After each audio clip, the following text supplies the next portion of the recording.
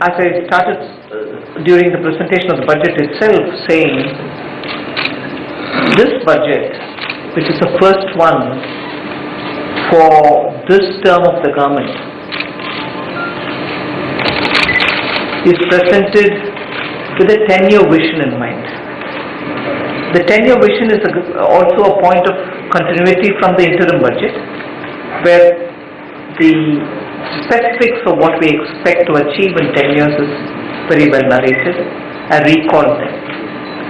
And also what is attainable as a target within 5 years, which is, in short, in a concise form, we say $5 trillion economy, but that is only to indicate that within 5 years, the major steps that we're going to take towards achieving that kind of a level.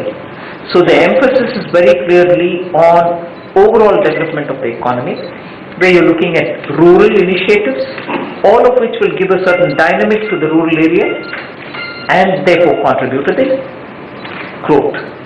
Similarly, we looked at ways in which urban living can be bettered, and what were the ways in which we were going to spend money both in urban and rural in the name of infrastructure, in the name of building better cities, better villages, facilities, and so on. In every one of the points, there is an aspect of effectively managing the challenges that we have on an environment.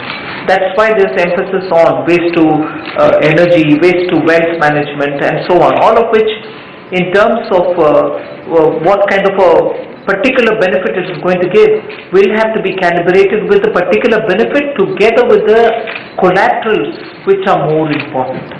So all of which is aimed at the broad picture of the new India, where we are saying it's going to be a better India with all kinds of facilities, which are just not building one bridge, but because you're building it in a green way, is going to have an impact on all of the aspects of ease of living. Like the way we constantly talk about environment, water pollution and degradation and so on. So that is why the budget presentation format also was 10-year vision, 5-year target, and the 5-6 areas through which we are elaborating on the various schemes, whether it is Gramin Bharat, whether it's Urban Bharat, whether it's looking at youth. So it's not just I've launched XYZ schemes in different areas, but it's a comprehensive picture of that entire segment or sector of society being improved upon. So under that, as I said, urban, rural, youth, women have all been taken up, and also special initiatives to improve the ease of living. And one broad reference was also made for the India international image through soft power. But more importantly, that one particular sector on which there's a lot of discussion going on for the last almost 8-9 months is about the NBFCs, because they are a very critical component to our banking system, in that they are the ones who are lending to the last consumer who wants to buy his motorbike or a scooter or even purchase something, and therefore these NBFC credits were very, very critical. I've made it a point to mention as to what the government's plan is. It's not just a one-off.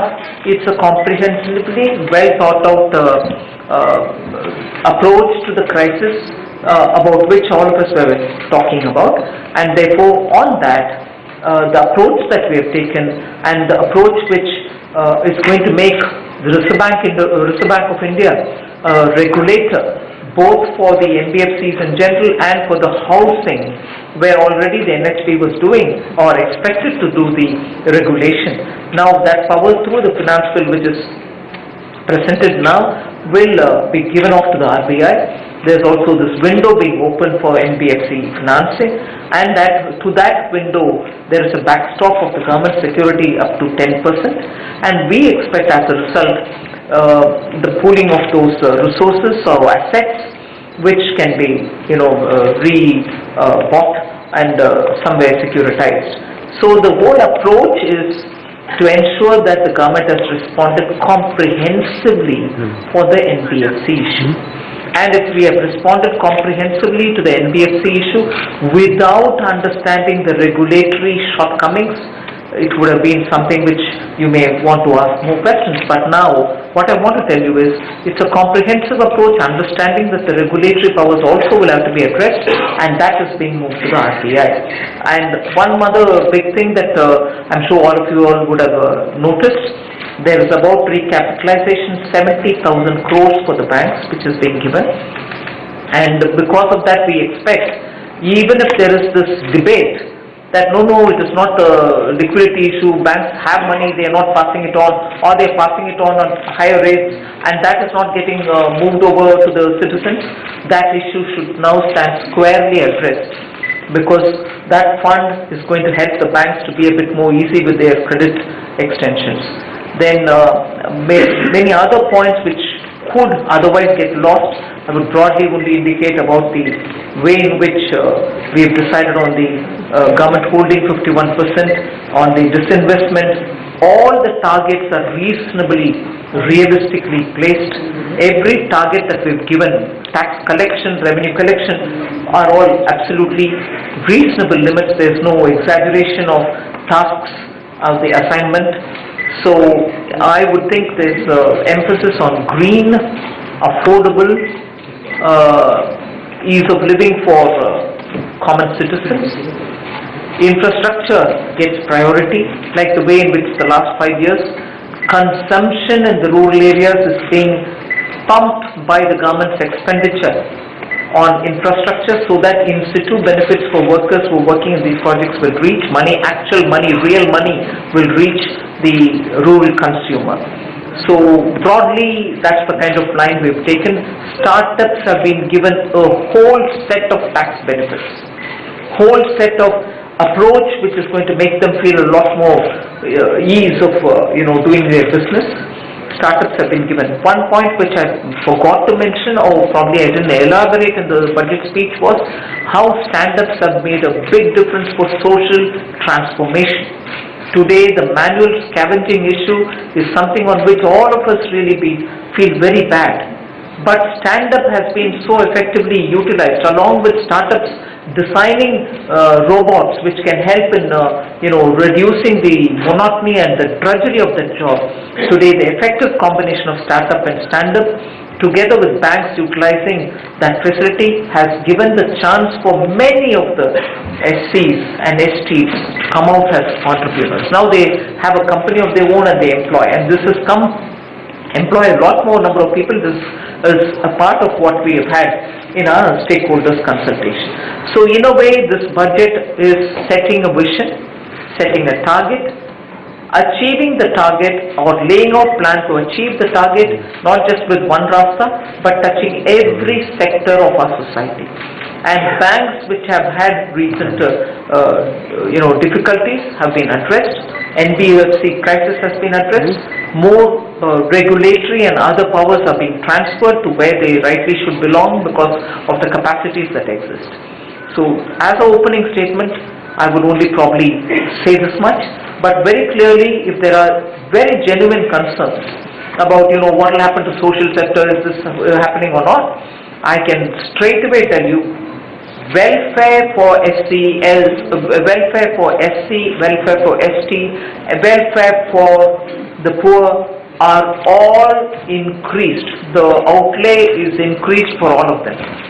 So there's no shortage, or we have not pinched on those areas. The fund allocation for these areas have been increased.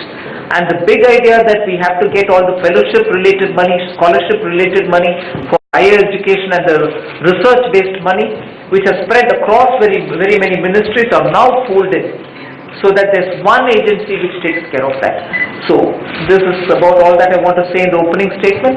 I would think this, and also for women, SHG, one SHG will get at least ₹1 lakh for her business through the Mudra loan, and their overdraft facilities are also increased.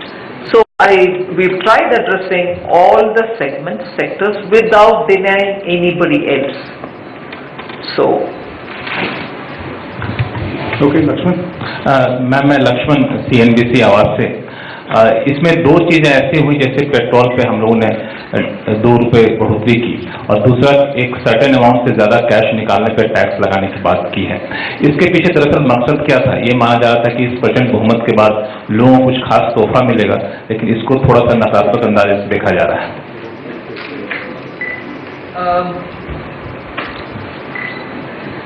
तोहफा मिलने में भी आपको दिखता नहीं है, बहुत तोहफा है। और पेट्रोल और डीजल का विषय में it is very clearly global situation being what it is, and India's funding, public funding requirement being what it is, there is always this that fund has to be moved without hurting individual taxpayers much more. Let's also be clear, petrol and diesel are not in the GST.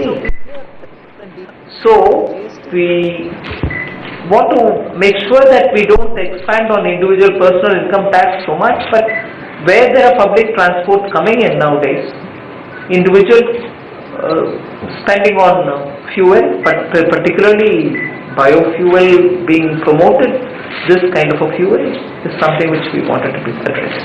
That is why. And cash withdrawal, आप समझिए 2 करोड़ तक per account, one account से 2 crore within a year,